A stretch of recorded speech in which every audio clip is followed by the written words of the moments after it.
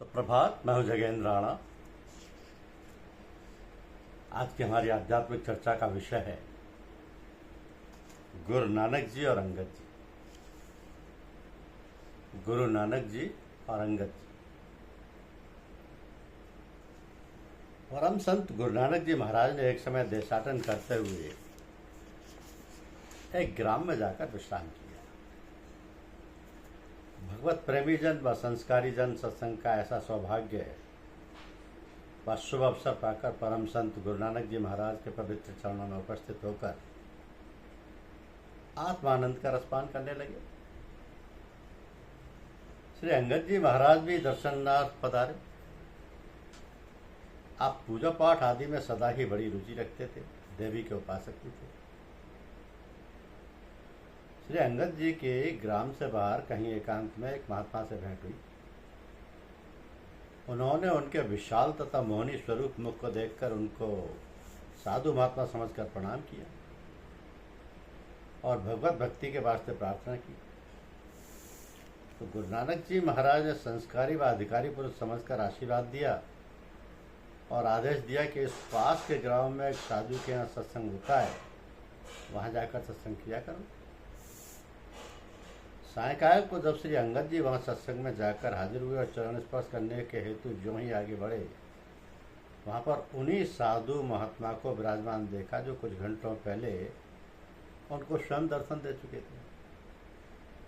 श्री अंगद जी के हृदय में पहली बार में दर्शन पाकर प्रेम उत्पन्न हो चुका था, इसलिए उनका हृदय उबल पड़ा और नेत्रों से आंसू बहाते हुए एकदम गुरु नानक जी महाराज के चरणों में सर धर दिए। तो भगवान की दया कृपा से गुरु के प्रेम की कृपा दृष्टि पड़ चुकी थी।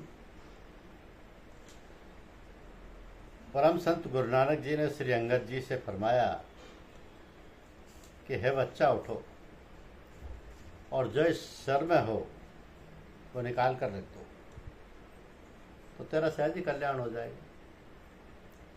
ये प्रथम गुरु मंत्र था जो श्री अंगद जी के हृदय में बाण की भांति उतर गया और तनमन धन व जान से गुरुदेव पर फिदा व न्यौछावर होने लगे।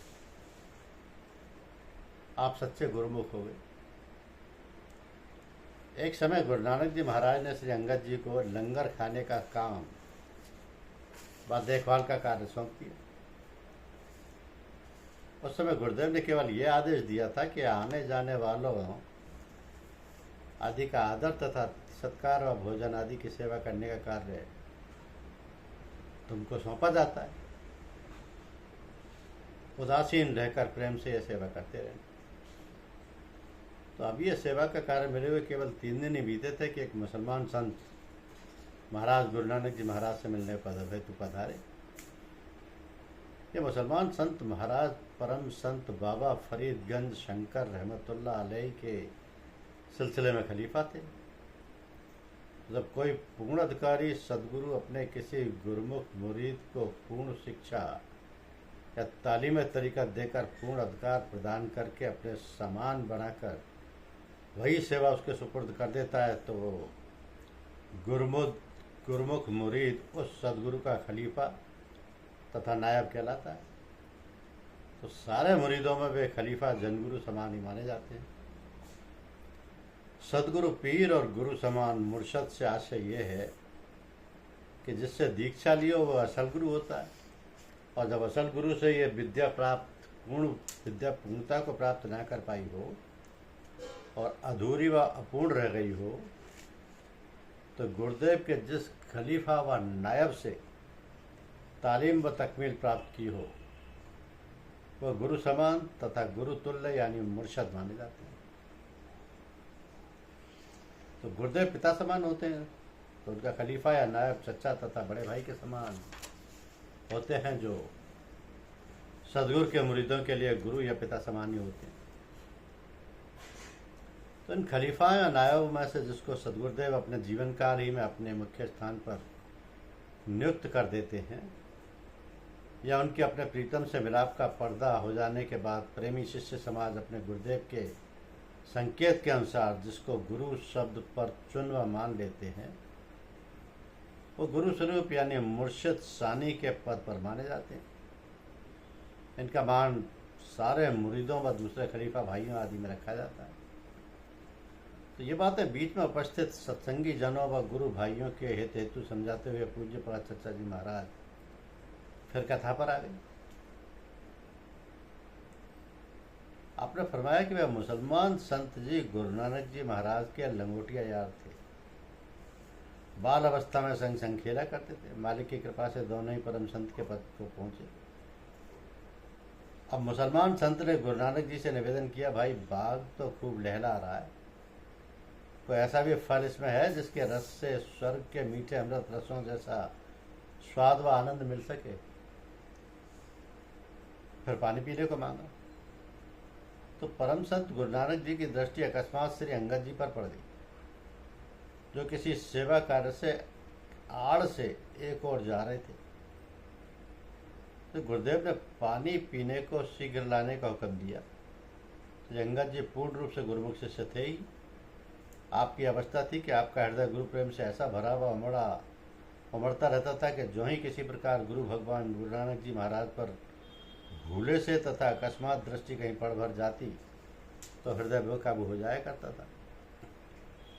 दोनों नेत्रों से आंसुओं की धारा बह निकलती थी, जो रोके से भी नहीं थमती थी। तो श्री अंगद जी एक कटोरे में ठंडा पानी लेकर गुरु नानक देव जी महाराज के सम्मुख जाकर गुलामाना रूप व भाव से हाजिर हुए। प्रेम स्वभाव से नेत्रों से आंसू बह रहे थे। जल पेश करते समय कुछ आंसुओं की बूंद उस कटोरे के जल में भी गिर गई। यह अगाध प्रेम देखकर गुरु नानक जी का हृदय भर आया, मानो श्री अंगद जी महाराज की जीवन नाव कल्याणकारी सत्य धारा में स्वयं पार हो रही है। तो गुरु नानक जी महाराज ने प्रेम भरे शब्दों में प्रेम दृष्टि डालते हुए कहा, हे अंगद, देखो सच्चे मोती सदा संभाल कर ही रखना चाहिए, क्योंकि यही सच्चे मोती बादशाह के ताज में चढ़ते और लगते हैं। इस प्रकार इन्हीं सच्चे मोतियों द्वारा ही बादशाह से निज का संबंध हो जाता है। अंगद जी गुरु वचन तथा प्रियवाणी सुनकर व्याकुल होकर फूट फूट कर रोकर तड़प उठे और अपना सिर व चेहरा गुरु भगवान के कल्याणकारी व मुक्तिदायक पवित्र चरणों पर रख दिया। तो सारे आंसू उन्हीं के चरणों पर चढ़ाकर हार्दिक प्रेम से इस प्रकार विनती करने लगे कि हे प्रभु, यही सत्य है तो बस जीवन के सारे सच्चे मोती इसी ताज पर न्यौछावर हैं। इस ताज से बढ़कर इस अधम पतित दासानुदास का और कौन ताजशाही हो सकता है। तो गुरु नानक जी व मुसलमान संत महाराज दोनों ही इस महान व अगाध प्रेम समर्पण को देखकर वज्द व मस्ती में आ गए। गुरु नानक जी वह जल भरा कटोरा जिसमें श्री अंगद जी के कुछ आंसुओं की बूंदों के सच्चे मोती गिर गए थे, तुरंत ही अपने हाथ में लेकर उस जल को स्वयं ही पान करने लगे और उन मुसलमान संत जी के लिए और जल मांगा। तो अभी वह जल गुरु नानक जी महाराज ने थोड़ा ही पी पाया था कि उन मुसलमान संत जी ने झपटकर पानी का कटोरा अपने मित्र भाई गुरु नानक जी महाराज के हाथों व मुंह से प्रेम के जज्बे में छीन लिया और अति आनंद से सारे का सारा जल पी गए।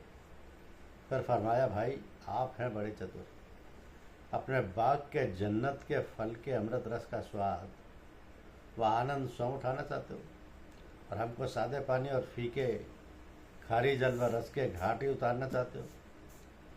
इसके बाद वो मुसलमान संत उठे और श्री अंगद जी महाराज के सिर से हृदय तक बड़े प्रेम से हाथ फेर कर पूर्ण आशीर्वाद से मालामाल कर दिया। फिर यह फरमाया कि सदगुरु का महत्व पद उसके गुरुमुख शिष्यों द्वारा ही ऊंचे से ऊंचा होता हुआ बनता है।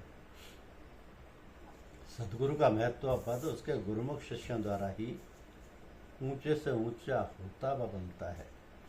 अच्छी तरह ध्यान रहे कि अच्छा शिष्य जितना गुरु परायण, गुरुमत और गुरुमुख होकर अपनी तालीम को पूर्णता को पहुंचाता है, उतना ही वह गुरु समानता तथा गुरु पदवी का पात्र अधिकारी व स्वरूप बन सकता है और उतना ही वह हर प्रकार का आदर्श अपने कुल स्वरूप तथा रहनी सहनी में बनाए रखकर दूसरों के सामने वह तालीम करने में पेश कर सकता है। तो तुमको पूर्ण शिष्य रूप में ही आदर्शनीय रहकर सदगुरु का पद व स्थान लेकर बहुतों का कल्याण करना है। अभी वह मुसलमान संत जी श्री अंगद जी को आशीर्वाद और फैज से माला माल कर ही रहे थे कि एक प्रेमी भक्त ने यह सब प्रेमीला देखकर हाथ जोड़कर निवेदन किया कि प्रभु जी, अंगद जी ने जब से लंगर घर की सेवा अपने हाथ में ली है तब से सबको अच्छी प्रकार बड़े प्रेम से भोजन कराने आदि की बराबर सुध रखते हैं और सेवा कर रहे हैं, परंतु 3 दिन हो गए इन्होंने स्वयं कुछ भी पान नहीं किया है।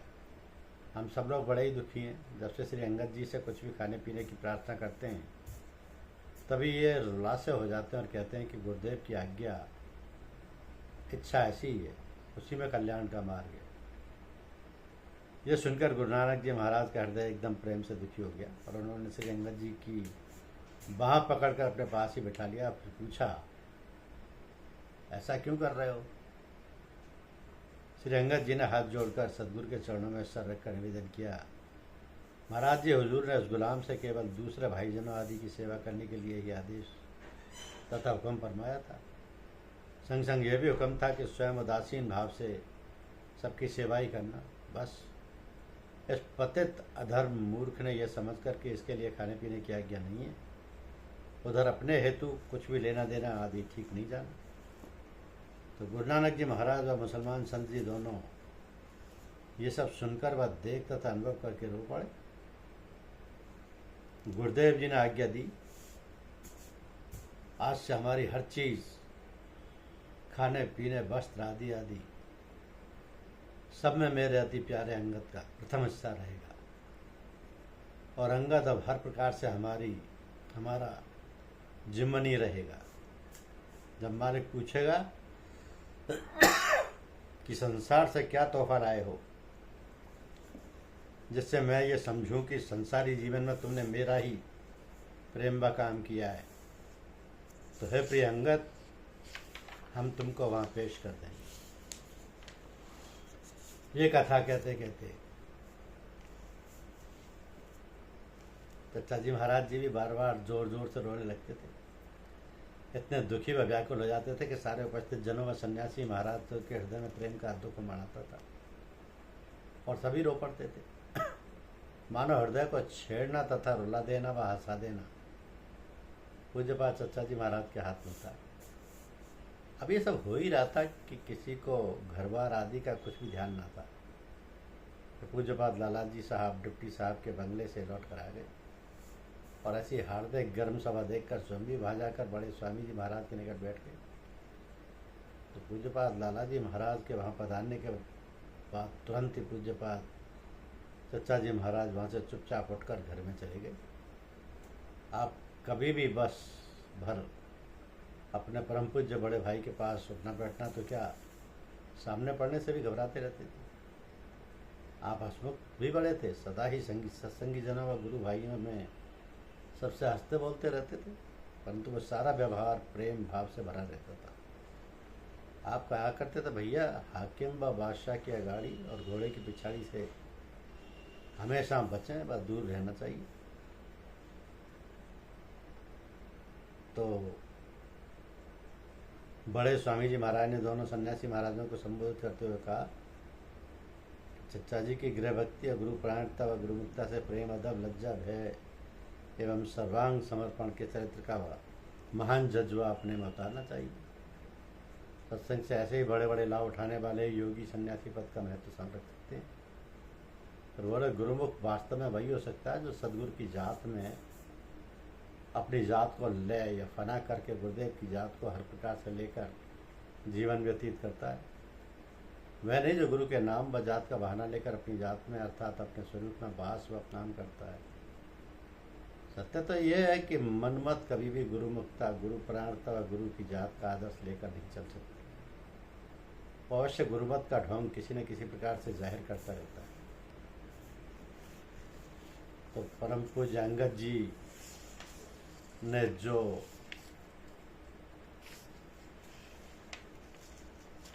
परम सम्मान गुरु नानक जी को दिया और उनकी आज्ञा का जिस तरीके से पालन कर गया, उससे स्वाभाविक है कि गुरुमुख ही ऐसी सेवा कर सकते हैं, क्योंकि उनके हर वाक्य से गुरु नानक जी महाराज का हृदय एकदम प्रेम से दुखी हो जाता था। उन्होंने अंगद जी महाराज पे सब कुछ निछावर कर दिया और जब ये कहा कि